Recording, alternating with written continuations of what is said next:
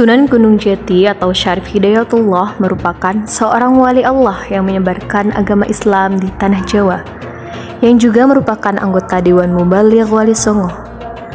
Gunung Jati yang menjadi gelarnya diambil dari nama sebuah gunung atau bukit yang bernama Gunung Jati yang berada di kota Cirebon. Selain sebagai anggota Dewan Wali Songo, Sunan Gunung Jati juga merupakan sultan pertama di Kesultanan Cirebon yang didirikan atas dukungan penuh dari Kesultanan Demak di tahun 1478 Masehi. Sejarah tentang biografi Sunan Gunung Jati terdapat banyak sekali versi.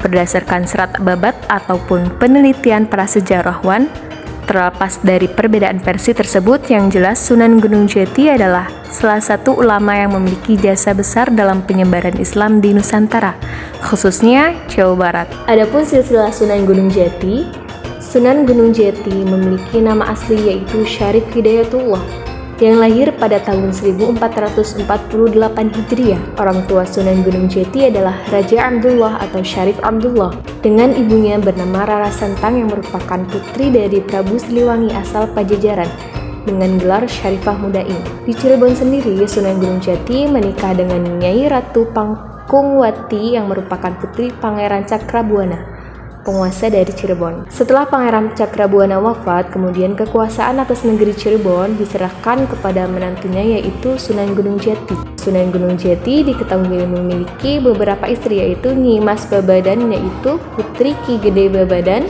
Nyi Mas Pakungwati yaitu putri Pangeran Cakrabuana, Nyi Mas Kawungaten yaitu putri Sang Surawoson, Ratu Pakungwati yaitu anak Pangeran Walang Sungsang, Nyi Mas Rara Jati atau Syarifah Baghdad yaitu putri Ki Gede Jati, dan putri Ongtin yaitu putri Cina yang berganti nama menjadi Rara Sumending.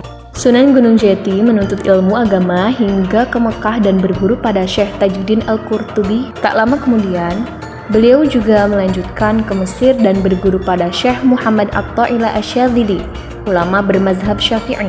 Setelah kembali ke tanah air, beliau juga sempat berguru pada Syekh Maulana Ishaq di Pasai Aceh. Perjalanannya berlanjut hingga ke Karawang, Kudus, sampai di pesantren Ampel Denta, Surabaya, di mana beliau sempat berguru pada Sunan Ampel. Sunan Gunung Jati lantas diminta untuk berdakwah dan menyebarkan agama Islam di daerah Cirebon dan menjadi guru agama dan menggantikan Syekh Datul Kafi di Gunung Sumbung.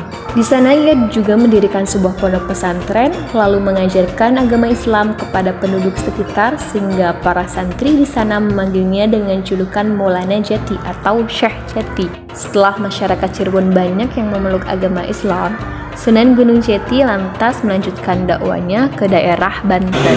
Ya, boleh juga buat hidup sih. Kalau itu kan juga paling kalau ada acara tertentu misalkan ada sawah, kalau itu khusus buat aja.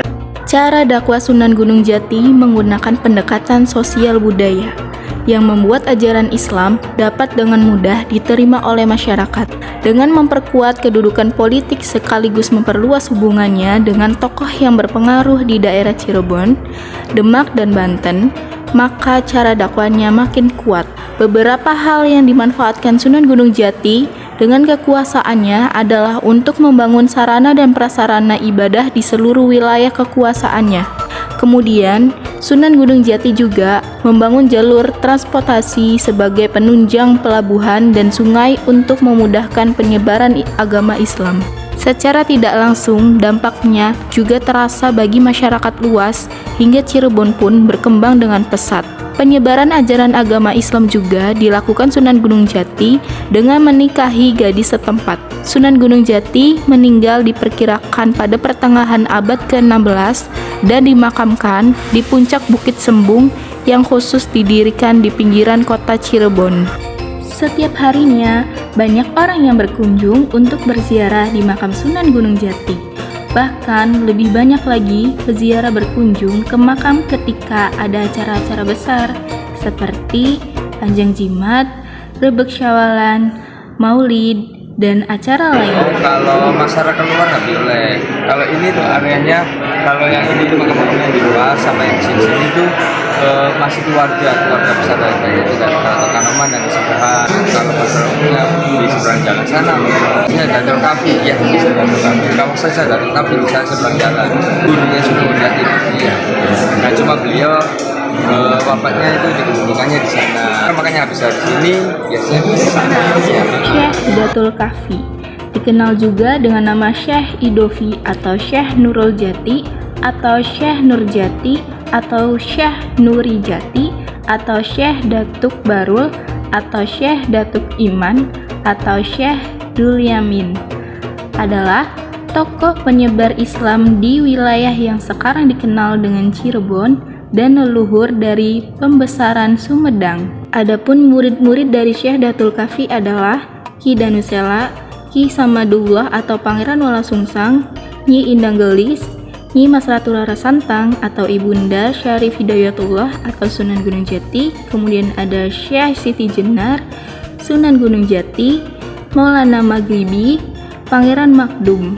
Syekh Nurjati meninggal dan dimakamkan di Gunung Jati, sedangkan Syarif Hidayatullah meninggal di Gunung Jati sehingga disebut Sunan Gunung Jati, namun dimakamkan di Gunung Sembung sebelah barat Gunung Jati. Gapura bersemayap di pintu makam Syekh Nurjati adalah sebagai penanda masuknya agama Islam di Cirebon. Model gapura ini merupakan salah satu karya Adi Luhung orang Cirebon pada awal abad ke-15 hingga 17 Masehi. Karya Adi Luhung ini merupakan karya dekoratif yang sebenarnya lumrah di pesisir pantai utara Jawa.